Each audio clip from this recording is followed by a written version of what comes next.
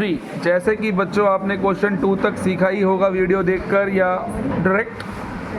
कुछ ना समझ में आए तो दोबारा आप वीडियो देख सकते हैं। तो क्वेश्चन 3 से स्टार्ट करते हैं, उसमें भी समझ ना आए तो आप स्कूल में पूछ सकते हैं, कोई प्रॉब्लम नहीं है। Represent the following number on A number line. ये एक नंबर है, इसको नंबर लाइन पे दिखाना है कि आखिर ये नंबर है कहाँ।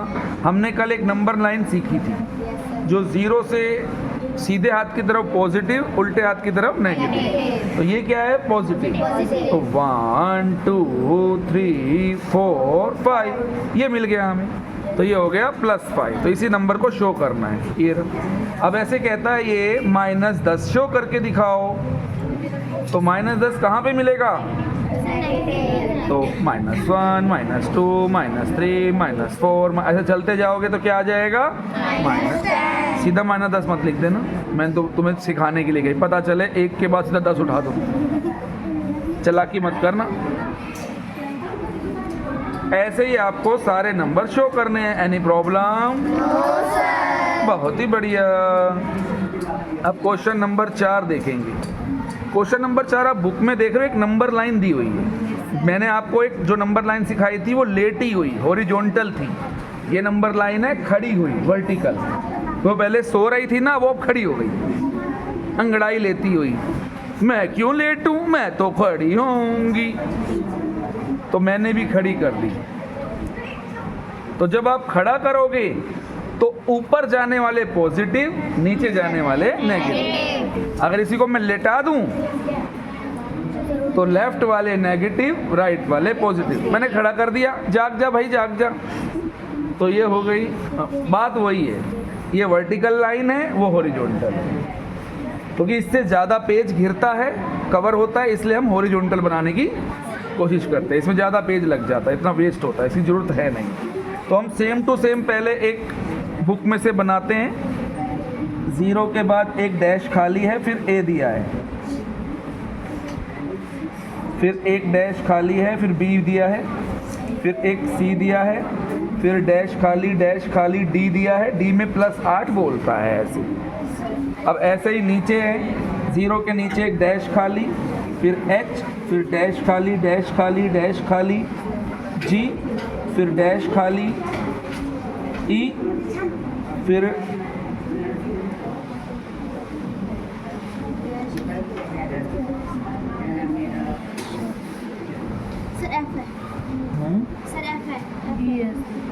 पता नहीं चल रहा, ये F है, फिर डैश खाली, फिर E है।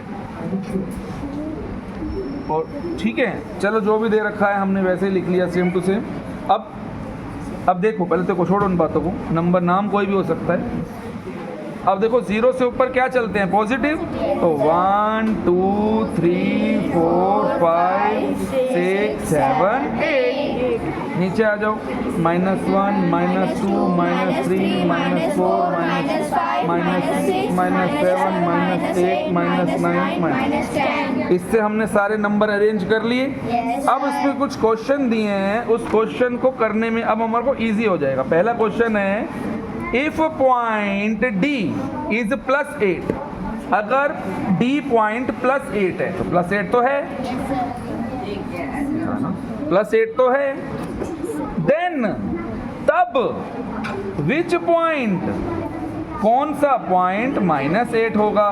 तो -8 पे क्या आया? F। तो यहाँ लिख दो F इज, देखो बेटा, तो F इज -8 आंसर हो गया। कहता है ना, जैसा इसने बोला है वैसे, इसने कहा ना +D अगर +8 है तो -8 कौन सा होगा? तो हमने यहाँ पहले ही नंबर लिख लिए थे, तो हमें आसानी हो गई।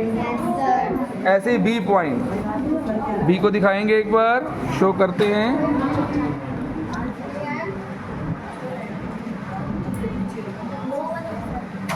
Is point G negative integer और पॉजिटिव इंटीजर? कहता है G जो है, क्या G नेगेटिव है या पॉजिटिव है? देखो G कहाँ है? ये रहा, तो ये नेगेटिव है positive?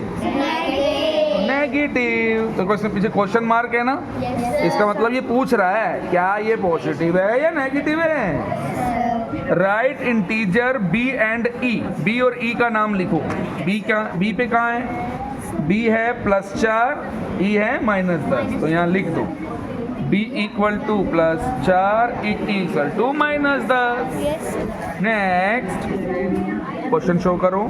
Which point marked on the number line has a least value? इस नंबर लाइन में सबसे छोटा पॉइंट कौन सा है? 0 नहीं बेटा, सर -10। -10, very good. माइनस में जो सबसे बड़ा होता है वो सबसे छोटा, जितना सबसे नीचे होगा वही सबसे छोटा होगा। वेरी गुड बेटा, शाबाश। तो -10 is least value in this number line, इस नंबर लाइन के हिसाब से सबसे छोटा है। वैसे तो पता नहीं लगाया जा सकता छोटा कौन है, क्योंकि नंबर तो कभी खत्म ही नहीं होते। अरेंज द पॉइंट डिसेंडिंग, इसको डिसेंडिंग ऑर्डर में लिखना है, बड़े से छोटा। तो बड़े से छोटा मतलब पॉजिटिव से नेगेटिव, ऐसे सारे। ठीक है, तो इस तरीके से आपको क्वेश्चन नंबर 3 भी आ गया अब, और क्वेश्चन नंबर 4 भी। इसको घर से करना है। Thank you.